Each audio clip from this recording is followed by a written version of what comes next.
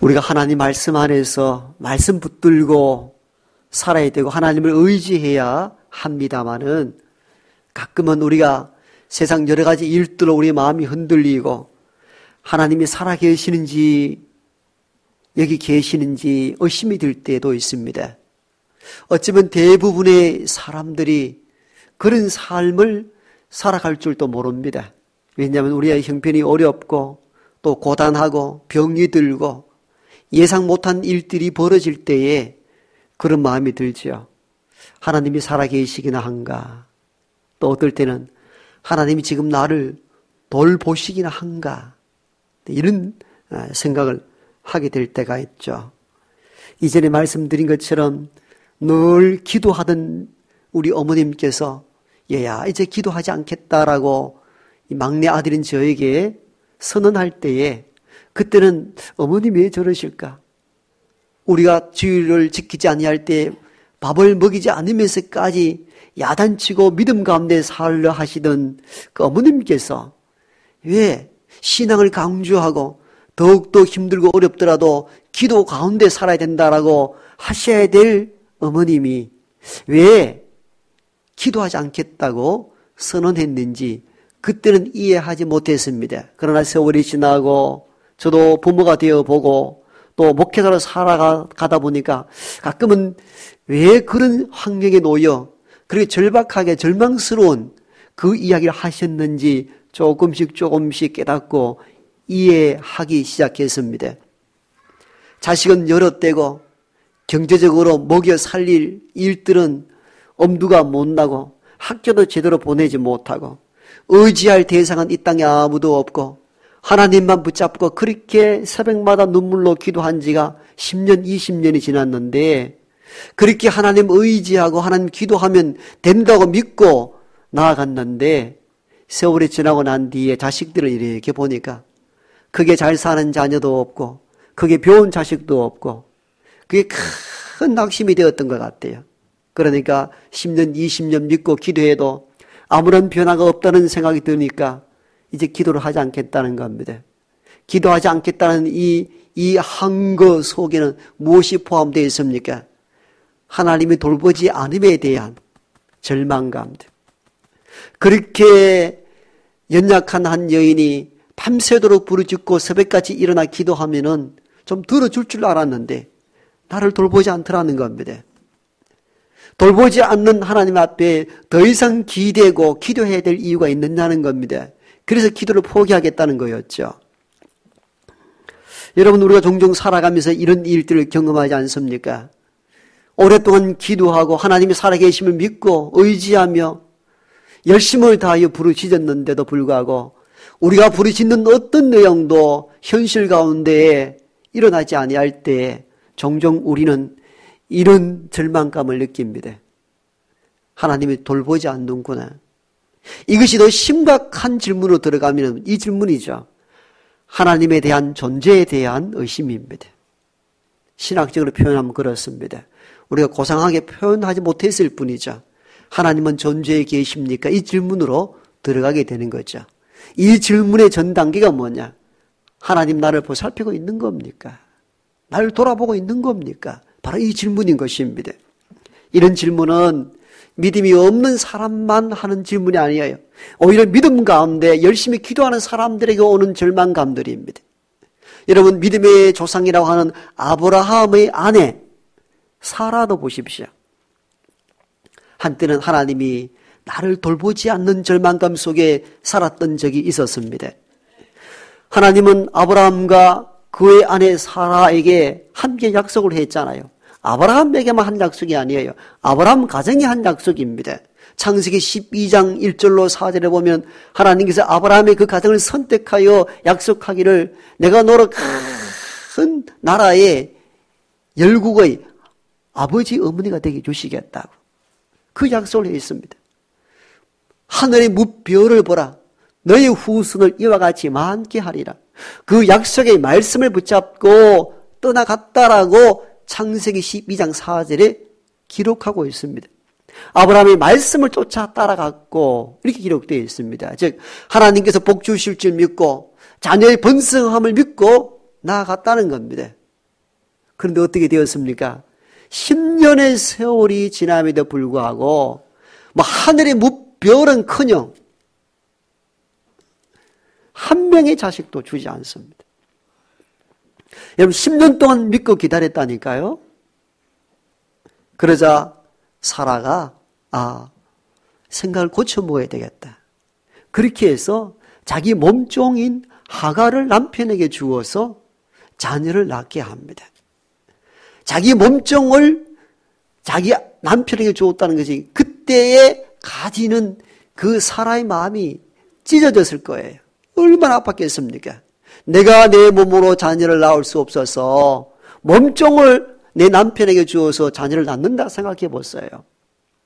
여러분, 오늘날 이런 일들이 그렇게 심각한 것으로 여기지 않고 부부가 자녀 없어도 행복하게 사는 가정들도 많습니다만은 과거 우리나라만 해도 그렇고 이 오래전 구약 성경 시대 때에 히브리 즉 이스라엘 문화권에서는 여인이 자녀를 낳지 못한다면 존재 가치가 하나도 없었습니다. 그러니까 나중에 하갈이 남편의 아이를 가졌을 때에 자기 주인을 섬겼던 사라를 멸시하고 천대하거든요. 그만큼 자녀를 가질 때 오는 권세가 컸다는 것을 의미합니다. 어떻든 사라는 자기 몸종 하갈을 통하여 남편의 아이를 갖도록 한다는 것은 뭘 의미합니까? 하나님이 나를 이제 돌보지 않는다는 느낌이었죠. 나를 돌보지 않으니까 내가 자녀를 놓을 수 없다고 판단하였고 내 몸종을 통하여 남편의 아이를 갖겠다는 겁니다. 이 배경 속에는 사라의 마음이 어떤 마음이 들었다는 겁니까? 하나님이 더 이상 나를 돌보지 않는구나. 바로 이 판단이 섰기 때문에 몸종을 남편에게 보냈던 것이죠. 이러한 상태에 놓여 있을 때 하나님은 다시 아브라함과 사라에게 약속을 하죠. 아니다. 너의 아내 본처 사라를 통하여 낳은 자식이 너의 후손이 될 것이다. 다시 약속을 합니다.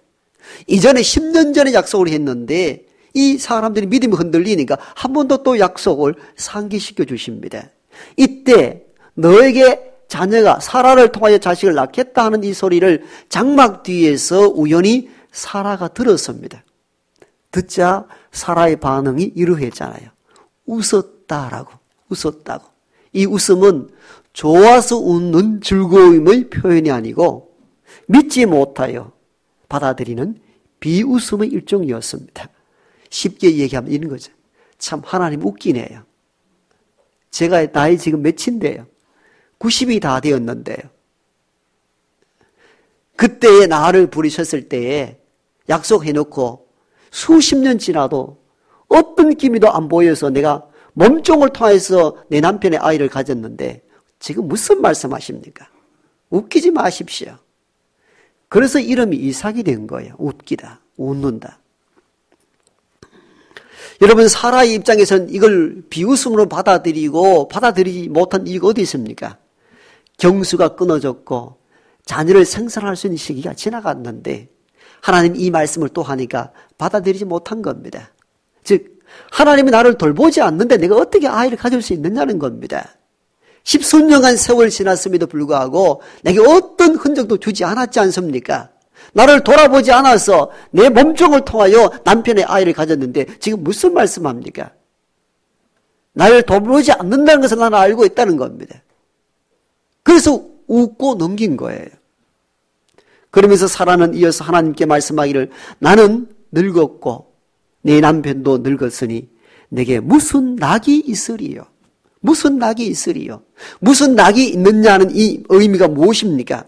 하나님께서 나를 이제껏 돌보지 않았는데 내가 무슨 즐거움과 무슨 기쁨이 있었겠느냐는 것입니다.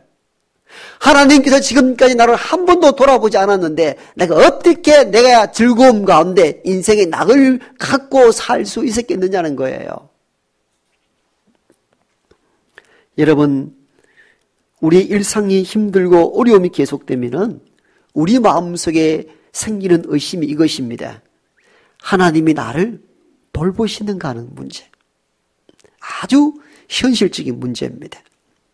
여러분, 믿음의 조상 사라뿐만 아니라 예수님의 말씀을 양육받고 훌륭하게 세워졌던 제자들에게도 똑같은 이런 현상이 일어났습니다. 어느 날 제자들이 예수를 모시고 갈릴리 호수를 지나가는데 큰 풍랑이 일어났습니다.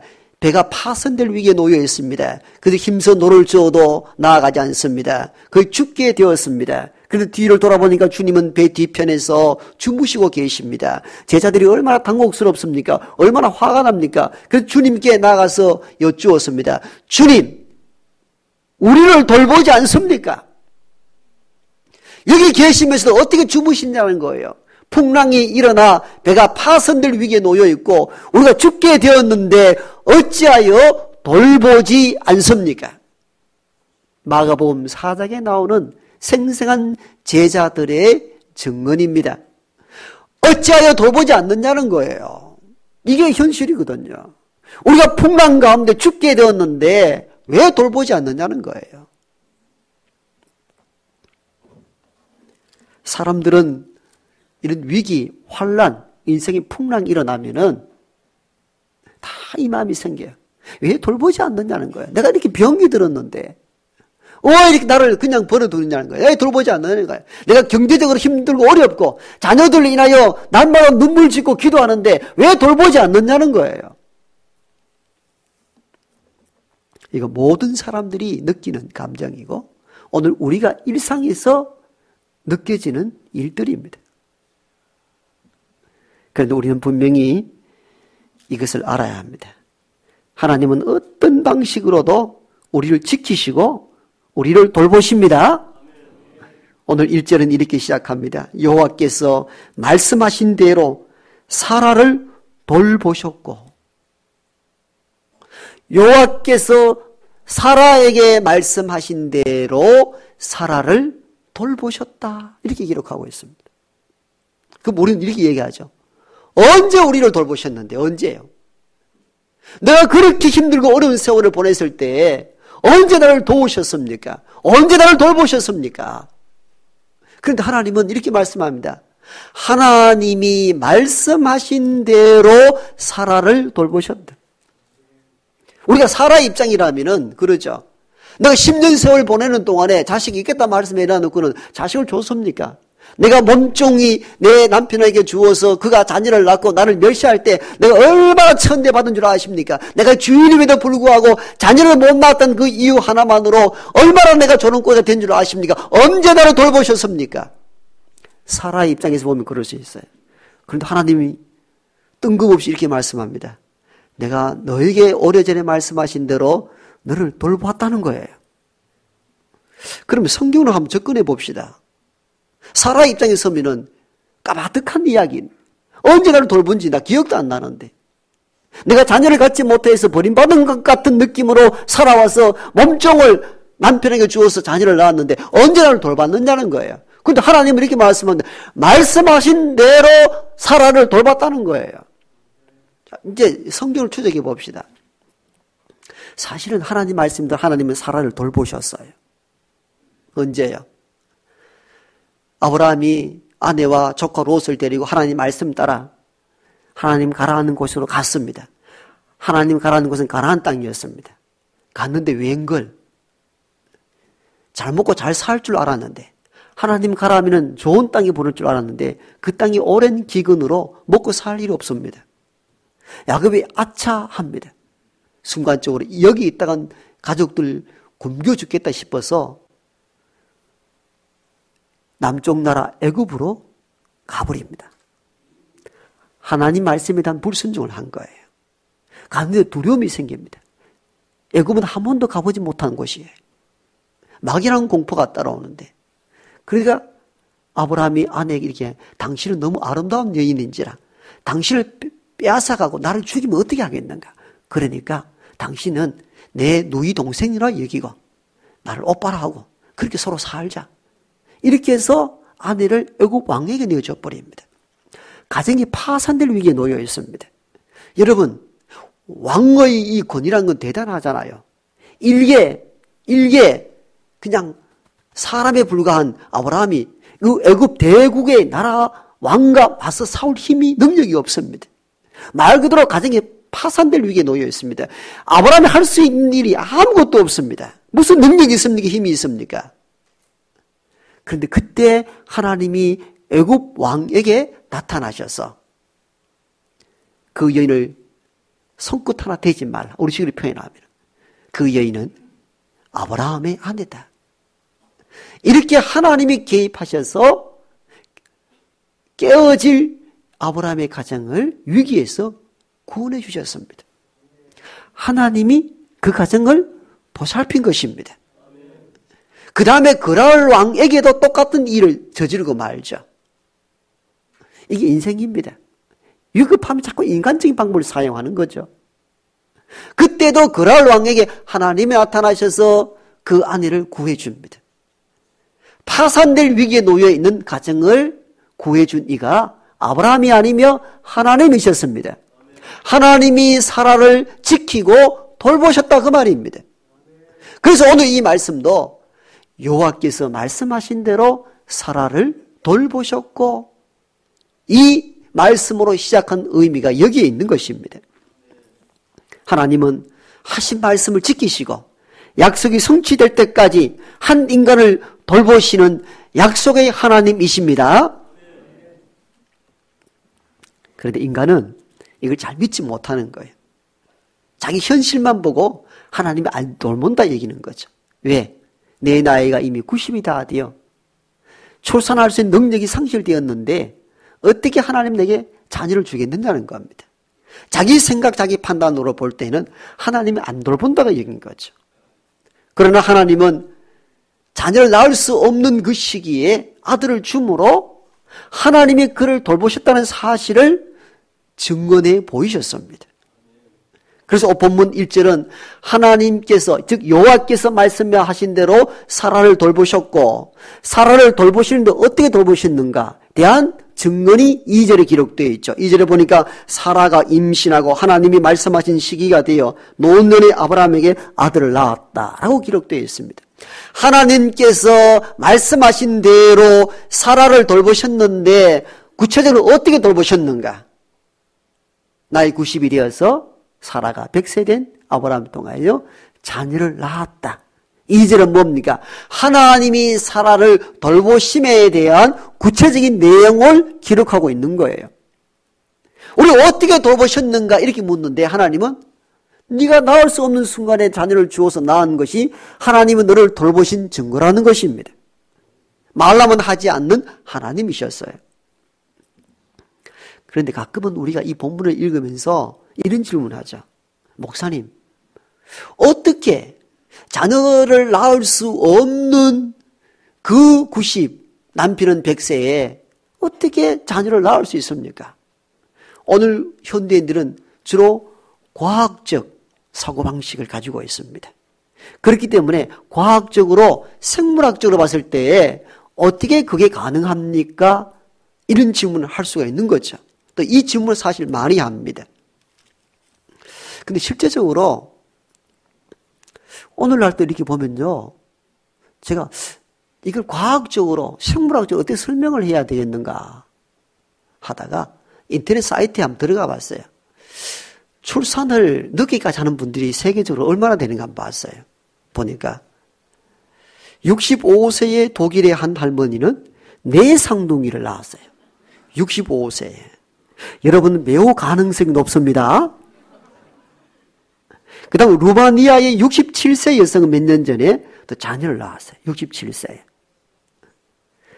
최근에는 인도에서 70세 할머니가 쌍둥이를 낳았습니다. 아주 최근에는 독일에서 72세에 자녀를 낳았다는 뉴스도 제가 접해봤습니다. 환경과 본인의 건강에 따라 가지고 자녀를 낳을 수도 있구나 하는 생각을 갖습니다. 그런데 구약 성서 시대 때는 지금보다 환경이 좀 더 나았다고 한다면은 과학적, 생물학적으로도 충분히 가능하다, 개연성이 있다라고 볼 수가 있습니다. 그런데 우리는 이 과학적, 생물학적으로 이 본문을 질문해서는 안 됩니다. 왜냐하면 그걸 이야기하려고 한 거 아니거든요. 자녀를 낳을 수 없는 상황에 어떻게 낳았는가 과학적으로 생물학적으로 증명해 보십시오. 그 증명하기 위하여서 쓰여진 책이 성경이 아닙니다. 성경은 하나님의 사랑과 구원의 이야기를 하고자 이 이야기를 시작한 거죠. 그러므로 우리는 사라가 90세에 아브라함이 100세에 자녀를 낳았다는 이 부분을 어떻게 과학적으로 생물학적으로 가능합니까? 라는 이 질문이 아니라 왜 성경의 기자는 나이를 적시하여 그들이 아이를 낳았다고 하는 이 의도가 무엇인가? 이 의도를 살펴보아야 합니다. 과학적, 생물학적으로 이게 가능합니까? 가능하지 않습니까? 하오라는 것으로 접근하는 것이 아니라 어떻게, 무엇 때문에 이들에게 자녀를 주었는가? 이것이 성경이 우리에게 전달하고자 하는 핵심적인 메시지입니다. 성경의 기자는 사라가 나이 90에 대해서 아이를 낳았다라고 나이를 말한 의도는 다른 데 있습니다. 즉 인간이 나를 돌보지 않는다고 느끼는 순간, 하나님께서 나를 돌보지 않는다고 느끼는 절망의 순간에도 하나님은 한 인간을 돌아보신다는 겁니다. 여기서 사라 나이 90이고 아브라함 나이 100세라는 그 의미는 더 이상 어떤 기대할 수 없는 절망의 상황을 이야기합니다. 그 이야기를 숫자로 표현한 겁니다. 즉 자녀를 낳을 수 없는 순간, 더 이상 낙과 즐거움이 없는, 기쁨도 없는, 내게 자녀가 이제는 더 이상 없는, 하나님 더 이상 나를 돌볼 필요가 없는 순간을 말하는 거예요. 그 순간에조차도 하나님은 한 인간을 돌보신다는 겁니다. 그래서 본문의 시작은 그렇게 시작됐다고 그랬잖아요. 여호와께서 말씀하신 대로 사라를 돌보시고 사라가 임신하여 아브라함부터 자녀를 낳았으니 그때 나이가 100세라. 왜 이 이야기를 합니까? 왜 100세, 아브라함 나이가 100세라고 말하는 의도가 무엇입니까? 과학적으로 생물학적으로 이게 가능합니까? 이 질문을 던지라고 숫자로 말해준 것이 아니라 이 숫자로 말해준다는 이 의미는 인간의 편에서는 더 이상 어떠한 돌봄도 필요로 없는 절망적인 상황의 수치입니다. 그러한 가운데서도 하나님은 한 영혼을 돌보시고 지키시고 인도하신다는 겁니다. 그래서 1절은 그렇게 시작했다 그랬잖아요. 하나님께서 말씀하신 대로 사라를 돌보신다고. 여러분 우리가 나이가 90이고 100세가 되면은 너에게 자녀가 있겠다 이러면은 피식 웃죠. 사라처럼. 그 웃음 속에는 무엇이 있습니까? 무슨 말씀이십니까? 나 그거 믿지 않아요. 하나님 날 이전에도 돌보지 않았는데 지금 뭐 돌보신다고. 이런 의미의 웃음이죠. 이런 상황에서 자녀를 주셨다는 그 의미는 하나님이 누구를 돌보신다는 거야? 사라를 돌보고 있다는 증거입니다. 여러분, 이 말씀을 이스라엘인들이 기록된 이 말씀을 읽었을 때에 어떤 마음이 들었겠어요? 사실 창세기를 비롯한 모세오경은 언제 편집이 되었는가 하면은 이스라엘이 망하고 포로기 때 편집이 되었습니다. 물론 그 이전에 구전, 입으로 흘러내려온 것을 나름대로 양피지나 파피루스에 기록하여 부분적으로 흘러내려온 성경이 모세오경으로 편집되고 책으로 나왔던 시점이 언제였는가 하면은 포로기 때입니다. 포로기 때. 왜 포로기 때 모세오경이 편집되고 구성되었는가 하면은 포로기에 들어가면서 뭘 느꼈겠어요? 우리가 하나님을 떠났고 하나님 말씀을 떠났기 때문에 이런 위기가 왔다는 것을 알고 믿음의 선조들이 후손들에게 뭘 물려줘야 되겠다고 마음먹었겠어요? 기록된 하나님의 생생한 현장, 기록된 말씀을 후대에 물려줄 생각을 가지고 그때 모세오경 중심으로 책이 구성되고 편집이 된 겁니다. 그러니까 이 편집한 사람들의 의도가 무엇이겠습니까? 하나님의 기록된 말씀을 통하여 후대의 이스라엘 후손들이 하나님을 바라보고 하나님 우리를 돌보신다는 믿음 가운데 살기를 바랐던 것입니다. 그러므로 포로기에 지배받고 하나님이 돌보지 않는다는 절망 가운데 있는 포로기 속에 있었던 이스라엘 백성들이 아브라함과 사라의 이야기를 통하여 뭘 느꼈겠어요? 아브라함의 나이 90이고 아브라함의 나이가 100세고 사라의 나이가 90이었을 때, 즉 돌보지 않는다고 절망 가운데 놓여 있을 때에 아들을 주심으로 그들을 보살펴 주셨듯이 우리가 포로기에 들어서 때로는 바빌론과 아시리아와 애굽의 제국 아래 놓여 희망 없이, 어떤 희망도 없이 살아가는 이때에도 하나님은 여전히 우리를 돌보시고 계시는구나. 이 성경을 통하여 후대의 사람들이 이러한 도전을 받게 되는 거죠. 여러분, 우리가 성경 앞에 섰을 때도 마찬가지입니다. 이건 사실은 구약은 이스라엘인들의 역사거든요. 이스라엘인들의 역사가 한국인 우리와 무슨 상관이 있습니까? 그들만의 역사인데, 그게 아니라 역사적으로 기록된 하나님의 이 말씀이 오늘을 살아가는 저와 여러분들에게도 현재적으로 하나님께서 임재하시고 저와 여러분들을 보살피고 계시기 때문입니다. 그래서 성경을 읽는 거죠. 지나간 이스라엘 역사가 아니라 오늘 바로 여기 있는 저와 여러분에게 주시는 현재적으로 임하는 하나님의 말씀인 것입니다. 이 말씀을 거꾸로 오늘 현재로 우리에게 접근한다면은 여호와께서 말씀하신 대로 오늘 내가 너희를 돌보시고, 아멘, 사라를 돌보시고가 아니요, 오늘 저와 여러분을 하나님께서 돌보십니다. 그러므로 우리가 1절을 읽을 때 바로 나의 말씀으로 1인칭 시점으로 이 말씀을 읽어야 됩니다. 여호와께서 말씀하신 대로 나 최경식에게 하나님께서 돌보셨고, 나를 돌보시는 거예요. 하나님 나를 돌보시는 거예요. 여러분, 마태복음 4장에 제자들이 풍랑이 일어날 때 주님 왜 우리를 돌보지 않느냐고 그러셨잖아요. 주님께서 배 뒤편 고물에서 주무시다 일어나서는 바람과 바다를 꾸짖고 풍랑을 잠잠케 하신 뒤에 어떻게 하셨습니까? 믿음이 없는 자여 왜 의심하였느냐. 우리가 풍랑 때문에 막 죽게 되었을 때 주님 일어나서, 야 얘들아, 내가 잠시 졸다 보니까 너희들 그렇게 죽는 줄 몰랐다. 참 미안하다. 좀 기다려라. 우리는 그럴 줄 알았는데 주님 호통을 치셨어요. 이 믿음 없는 자들이라고. 여러분, 예상을 비껴난 주의 메시지였거든요.